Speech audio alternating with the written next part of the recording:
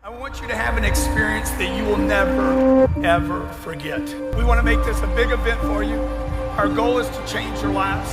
This is what you have to go through. Anybody can be 1X or 2X.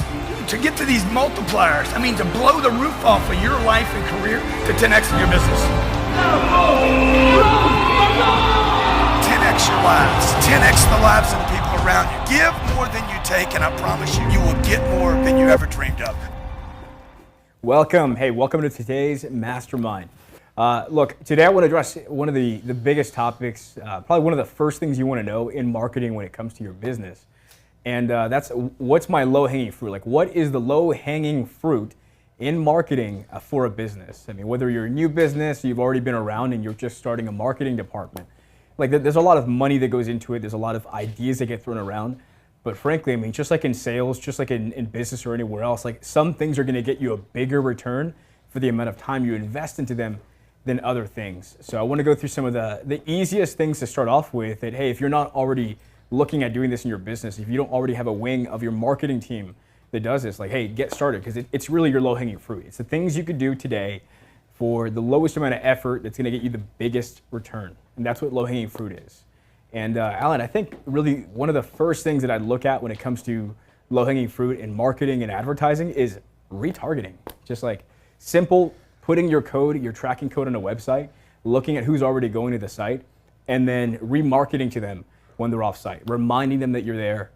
Maybe if you've got an e-commerce website and somebody added something to the cart, didn't quite make it to the end, having some abandoned cart remarketing. What's your experience with that? Man, I love low-hanging fruit. All kinds of fruit, actually, but the lowest hanging is probably the best. So what is low-hanging fruit? It's literally like if you have a tree in front of you, you want to grab what's the easiest to grab, right? So you're in front of this apple tree, you want to grab the lowest fruit. So in marketing, the lowest hanging fruit is your hot audience. And I know in a previous episode we started talking about audiences. You need to know your audience. You need to know there's a hot audience, which is the people that are ready to buy, who know about you, who know your product, already been educated, right? There's something that we haven't discussed is about educating the client about this product. So once they're already familiar with it, they've been to your website already, they've probably even added it to the cart, they just didn't complete the purchase, that is your lowest hanging fruit. Then it goes to people who visit your site, people who know about you, who've watched videos on you. And that's why when we discussed before about did we discuss building audiences? A long time ago. So there's a notion where you can build an audience based on people who have viewed a video of yours, let's say, right? So let's say you did a 1-minute video about your product, trying to educate the client for them to buy. They didn't buy, but they watched the whole video. Guess what? Now that fruit has gone a little bit lower. And then later on, if that same person went to your site, that fruit is actually considered lower. So retargeting is for sure an easy way to create sales. It's just targeting people who visit your site. I'm sure if you've ever been to a site and you click on something and it follows you around the internet, we are masters at that. I can tell you with the spend that we do and spend that I manage, every day you see a video that is something that we control. So it's because of such a huge amount of spend. So no, at a large scale, for someone like us, you know how many times I hear somebody say, "Oh man, I see you everywhere." Yeah. Like that's not a mistake. That's just retargeting. That's just good retargeting, and that's how it works. Like now you're getting emails from us every day. That's a version of retargeting. If you're on a list, you're hitting the site one time, and now you see us on YouTube. You see us on Facebook. You see the stories pop up on Instagram. Like you see us pop up in Google when you search for almost anything like that. That's what retargeting is.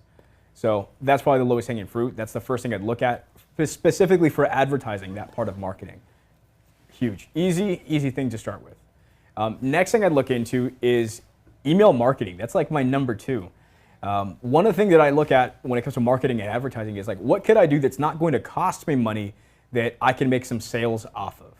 Think of it like if you're a salesperson, you could buy a lead list. You could do a lot of things, but if you just pick up the phone, call people who you've done business with in the past and get a referral, that's like a low cost way to get some new business, to like inject some new revenue into the business. And I see email blasts or like email marketing as like a version of this that you could do at scale. Like you've got people who've done business with you before, market to them. You know, maybe you've got an email list that you've built up, you know, just through over time in your business. Like make sure you're sending them emails and marketing offers to them, because that costs you almost nothing to send an email. You're going to pay like $100 or $200 a month for an email software to manage this email list, and it's going to make you thousands, hundreds of thousands, or millions of dollars, right? Like, what do you think? I love email lists. I love it all. So email list, many advantages. I mean, a big portion of your revenue, if you do it right, will be your email sequence, right? So there is a science behind it of providing great value in the beginning, catching their interest. It's all about making it warmer, right? Cold to warm. And email list is obviously very cheap as far as delivering the message, and you see huge upticks of traffic, and it converts. Mm-hmm. Now, also factor in, you know, if you send, you know, a 10% open rate, you know, there's these figures where like not everyone is going to open it, not everyone's going to click on it, but if you have a decent sized list, you could do some damage. You can make some revenue. I mean, I've been implementing this thing, especially with a lot of our new clients, is audience building and list building. So if you wanted to be the leader in your industry, you know, we would always encourage people to start building lists, email lists. These are basically, we're just gathering fruit, right? Like once you got the low hanging fruit, you're just, I don't know, that's not a good reference. Just building audiences, which I consider them like digital real estate, because that's going to have a value. The advantage of having a big list that you can drop a new promotional deal, whether it's you're selling cars, whether you're selling hats, you know, it's gonna convert, especially if you did it the right way. Yeah, I want to really make this practical for a lot of businesses watching this. Like in that case, let's say you have a plumbing business, right? Like how do I do email marketing in a plumbing business? Well, let me give you an example. Let's say your business has been around for a few years. You've serviced hundreds, maybe thousands of customers. Maybe you've got like a few thousand or 4,000, you know, customers worth of data because you've done business with them. You've got a list of 4,000 people who've already done business with you, who are probably still local. A lot of them haven't really moved. They probably still own their home. They're still in the area. Maybe they have more than one property, and you have all their information. You put them on one email. You shoot it out, and it says, "Hey, this month only we're doing $150 off for X service, or we're offering this in reward. You know, $100 rewards for anyone who refers a new customer to us." Like, you know, what if you have 1% of that list come in? You know, that 4,000 person list. You know, I mean, Jesus Christ, you're getting 40 customers in a month to just get off of that. I mean, that's a lot. Actually, 400. Am I right? Yeah. You don't know math. No, 4,000 and 400. That's 10%. Oh, my bad. Yeah, so for 40. So 40. That was right the first time. Okay, so 40 customers to even get off of a simple email, just offering that. I mean, what's that worth to any business if you've got even that many customers from the past? So that's an easy way to just implement it. Like that's email marketing right there. So for me, that's low-hanging fruit. I know a lot of businesses who do things locally or quick services like that don't take advantage of it. And it's an easy way to get more business. Just again, getting that windfall of revenue, something easy, quick to do that just gets you something new. Other advantages of an email list. So let's say we have an email list of 5,000 or 10,000 people, and we've already been emailing them, and we're trying to find a new way to get the customer without spamming them, right? So in Facebook, what we could do is we can upload that list. I can take your audience of 5,000 email, upload it, target them with an ad, a retargeting, a targeted ad. We know these are exactly the people that, for example, opted in, or every time you went to, let's talk about the plumber, every time you did service for them, they wrote their email. So you can give an exact ad, say, hey, thank you for being a loyal customer. We want to offer you this special promotion, et cetera, et cetera. And then also from the email list, now I'm taking you guys to the second level, which is building a lookalike audience of those email lists. So you could say, hey, you know what? We only have 4,000 of these. We ideally want to build a bigger audience and leave it to Facebook to say, find me people that look almost exactly like this. Yeah. And it's worked phenomenal in the past. Yeah, I mean, when I was thinking about things that are low-hanging fruit, I mean, building an email list wasn't even necessarily on the list, but if you have one or you're building it, like that's an easy way. You can get a lot, you can do some damage with an email list. And it's not even just emailing them. It's like you're saying, using it for a Facebook audience to target similar profiled individuals on Facebook. You know, if I sell to business owners and I've got a few thousand of them on a list, Facebook will help me find more business owners. So it's super powerful to just have the list and to use it when you have the information. So that'd be like my number 2, email. Something else, this is really big for like e-commerce. This would be like my next item on the low-hanging fruit list, is just simple A/B testing. Just like testing things on your pages. This is that whole red button versus green button versus orange button conversation. Just trying something slightly different, where if you have a working funnel, like if you know that you send traffic to this page and it's already converting, like you have people signing up for it or buying the product, testing one difference on that page against what it originally was to see like how high you can get that conversion rate. And speaking of e-commerce, I can tell you, just thought of it right now, a really good thing that you can do. It's very easy, especially for those who have Shopify stores or e-commerce products. There's a little widgets that are basically abandoned carts, or they're called recart. All it is anyone that, for example, added your product to your cart but didn't purchase, they can auto get an email, which is some form of targeting, saying, hey, you didn't buy this. If you buy now within the next 30 minutes, you'll get 20% off or a 10% off or $5 off coupon, etc.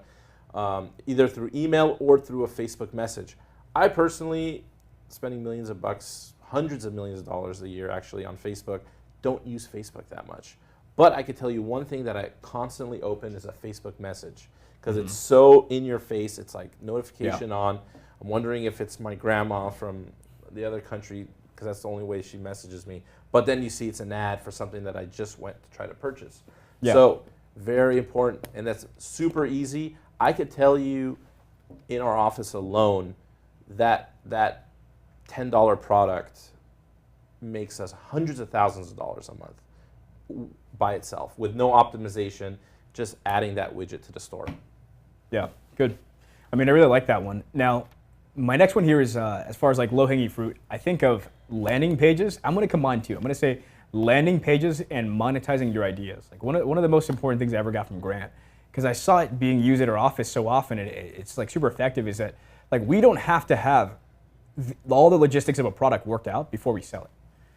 Let me give you an example. When we did GrowthCon 1, like the original Growth Conference, it was January, and we just announced, hey, we're doing a conference. It's going to be 3 months from now. We set up a landing page. You could purchase from there. We didn't have a venue. We didn't have speakers. There was no agenda. Like all that stuff hadn't been worked out. We just had the idea, and we took it right to monetizing it because we had a landing page set up for it where somebody could buy. So just like setting up landing pages, having like the capability or someone that can do that on your team. Like the moment you have an idea, just start selling it, and when you get traction, okay, cool, now you work out the logistics. Do you have any experience with setting up a product like that? I have a client, I can't disclose his name, he's very, very popular, very, very famous in this space. Is notorious for creating campaigns and projects without having anything produced. We would literally sit here and come up with an idea, let's try this, and build a page, and the site would look like there's so much back end, and you test to see if it converts, and if it converts, then you deal with it later. A lot of drop shippers, for example, test products without owning any product. So I'm sure you've seen people where they'll test a product from China. They don't own any of the product. It's being housed in China somewhere, and if it converts and there's an ROI, then they'll start doing business with it. So that's very big. Obviously, just in general, the idea of having a landing page is a low-hanging fruit, because you don't want to, historically, people who don't really know too much about marketing will just send it to their website. Right. And we want to avoid that, because there's a psychology to it where you want to basically have people get funneled into exactly what you want them to do. So when you give them a website, you're giving them all this free motion to do whatever they want, and we just want them to go and purchase. So landing pages allow us that. They're optimized based on what ad we're showing to get the person to convert. It makes a big difference.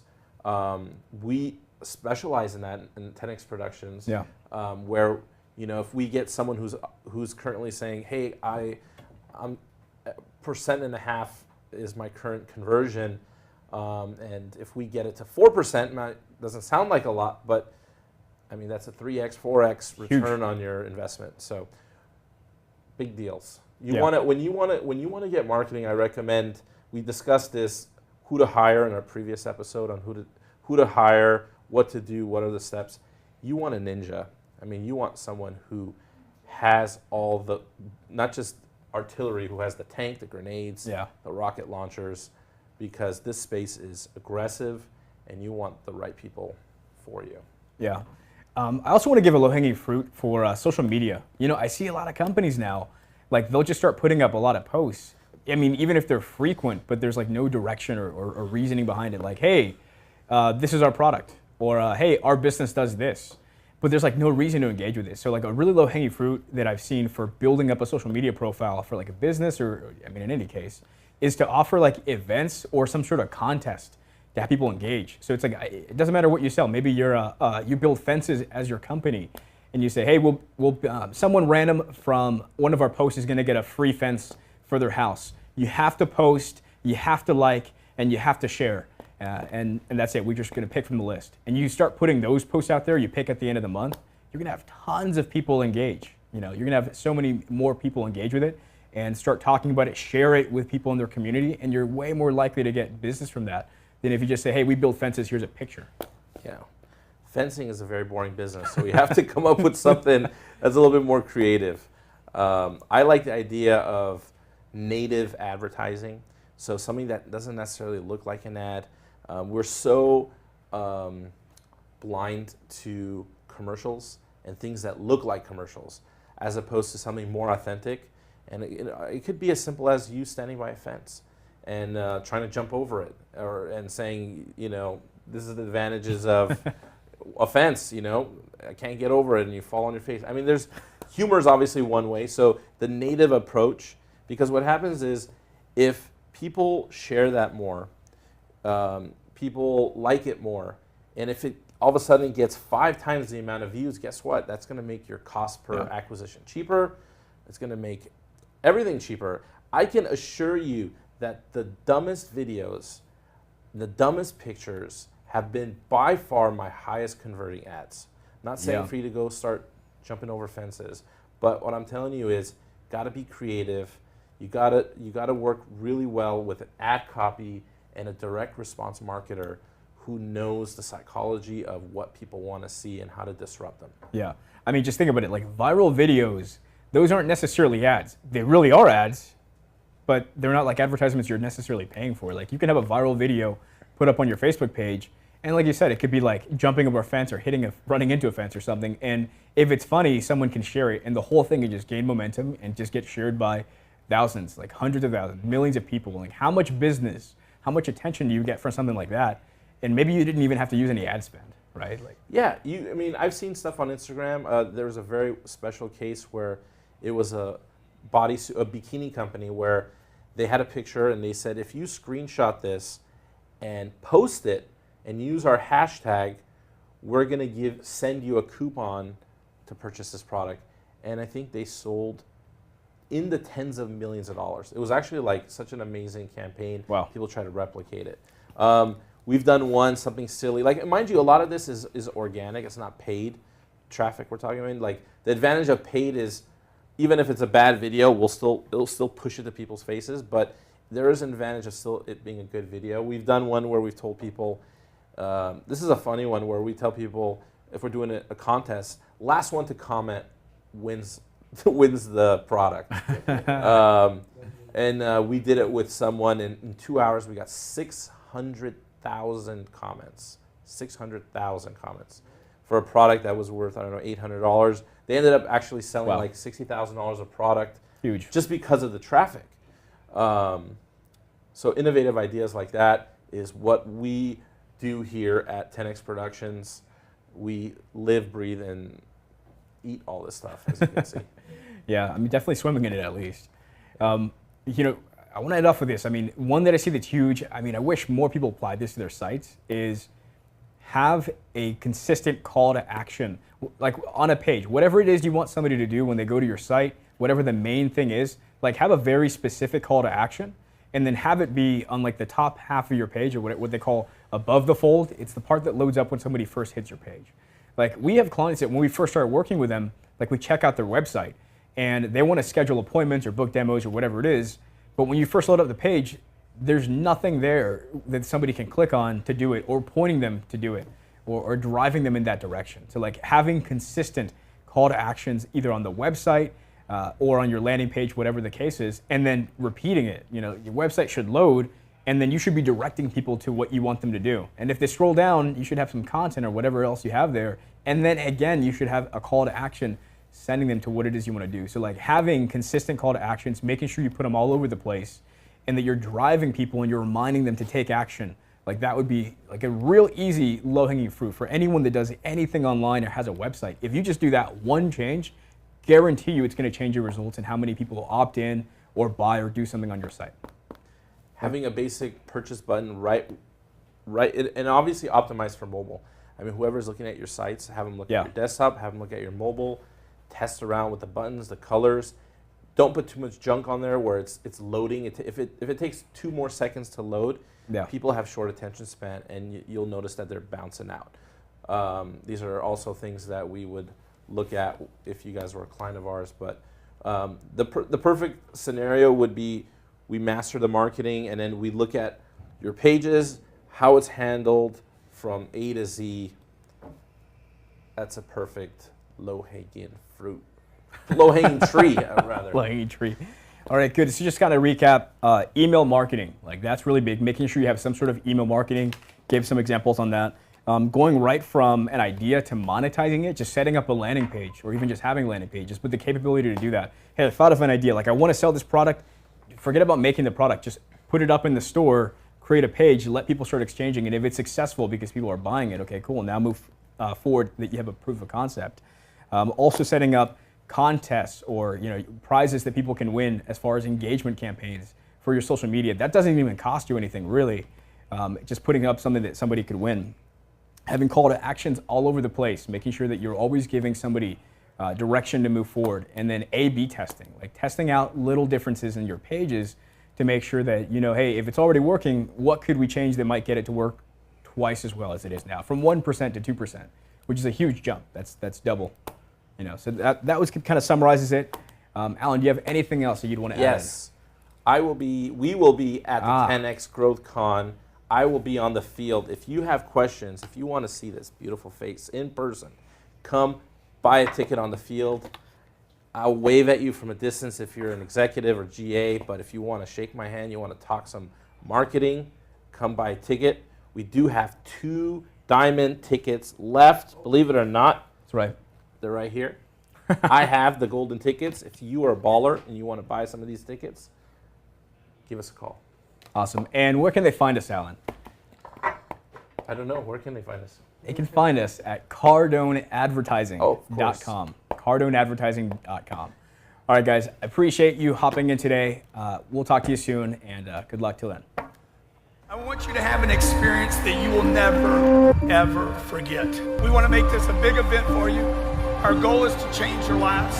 This is what you have to go through. Anybody can be 1X or 2X. To get to these multipliers, to blow the roof off of your life and career to 10X in your business. 10X your lives. 10X the lives of the people around you. Give more than you take, and I promise you, you will get more than you ever dreamed of. I want you to have an experience that you will never, ever forget. We want to make this a big event for you. Our goal is to change your lives. This is what you have to go through. Anybody can be 1X or 2X. To get to these multipliers, to blow the roof off of your life and career to 10X in your business. 10X your lives. 10X the lives of the people around you. Give more than you take, and I promise you, you will get more than you ever dreamed of.